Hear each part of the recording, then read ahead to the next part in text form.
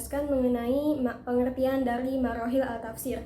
Jadi, marahil al-tafsir adalah istilah dalam studi tafsir Al-Quran yang merujuk pada langkah-langkah atau tahapan dalam menafsirkan teks Al-Quran. Proses ini melibatkan beberapa metode dan pendekatan untuk memahami dan menjelaskan makna ayat-ayat dalam Al-Quran secara mendalam dan komprehensif.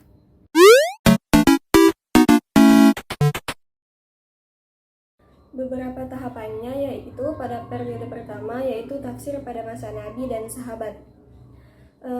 Periode Nabi dan sahabat ini dijadikan satu dalam kajian ini karena pola dan metode penafsiran Al-Quran yang diberikan oleh sahabat tidak terdapat perbedaan, yang berarti dari penafsiran yang diberikan oleh Nabi.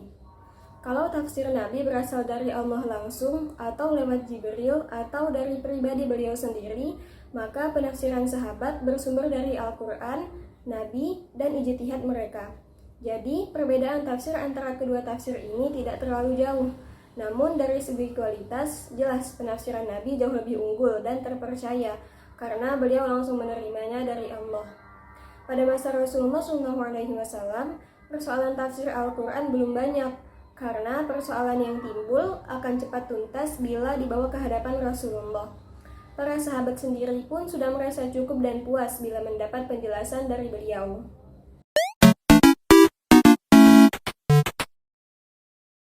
Selanjutnya yaitu tafsir pada era tabi'in dan tabi'ut tabi'in. Pada era tabi'in, mereka adalah orang-orang yang menjadi murid dari para sahabat dan banyak menerima pengetahuan dari mereka, dari para sahabat. Upaya penafsiran yang mereka lakukan didorong oleh tuntutan dari perkembangan zaman yang belum ada di waktu Rasul dan para sahabat hidup. Selain itu, kekuasaan Islam telah menyebar ke daerah-daerah baru sehingga memunculkan masalah-masalah yang membutuhkan pemecahan dari kitab suci Al-Quran. Selanjutnya pada era tabi'ut dan tabi'in, pada zaman ini tafsir dimulai dari akhir dinasti Umayyah dan awal dinasti Abbasiyah. Masa ini dikenal sebagai zaman keemasan tafsir. Meskipun karya-karya mufasir pada zaman ini hampir tidak ada yang sampai di tangan umat Islam saat ini. Hal ini disebabkan adanya tragedi atau konflik pada saat itu yang melibatkan para pemberontak, sehingga perpustakaan di Baghdad yang berisi literatur karya tabi'ut dan tabi'in lengkap dan hanya menyisakan tafsir At-Tabari yang penafsirannya masih bersambung kepada para tabi'ut dan tabi'in.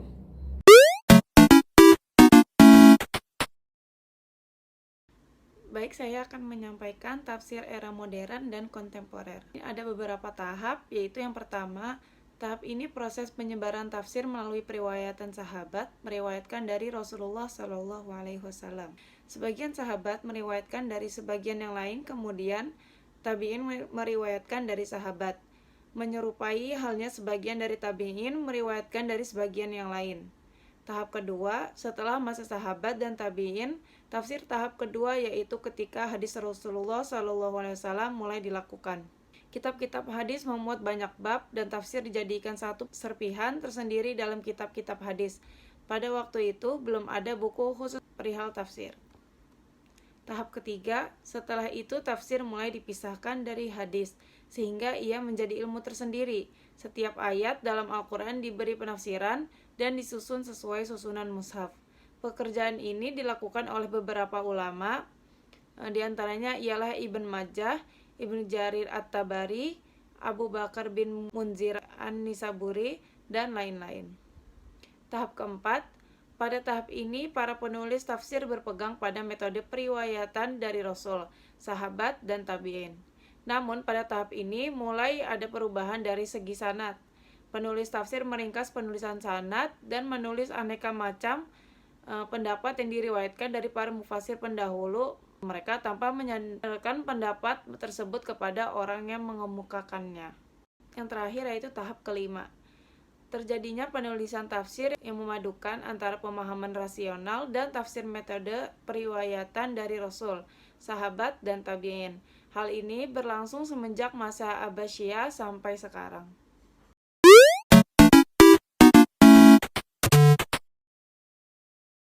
Penjelasan selanjutnya yaitu sumber tafsir Al-Quran di Indonesia.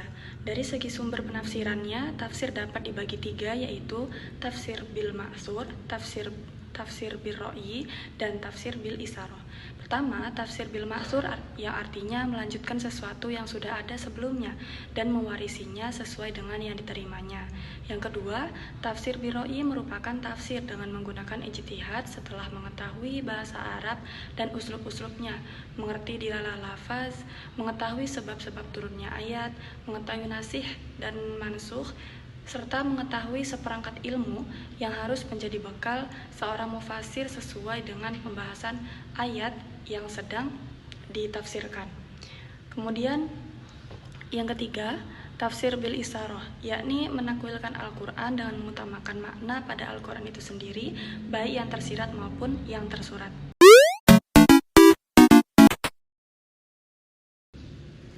Kemudian, adapun metode tafsir Al-Quran di Indonesia, yaitu yang pertama tafsir ijmali atau global, yang kedua tafsir maudu'i atau tematik, kemudian yang ketiga tafsir tahlili atau analitis, dan yang terakhir, yang keempat yaitu tafsir muqarin.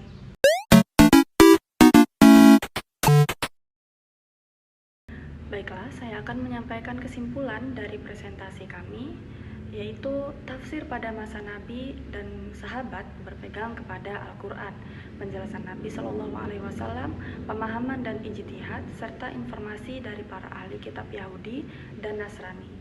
Kemudian tafsir era tabi'in berkarakteristik belum terkodifikasi secara tersendiri, masih bersifat hafalan melalui periwayatan, sudah mulai dimasuki cerita Israiliyat, mulai banyak perdebatan pendapat antara penafsiran para tabi'in dan para sahabat.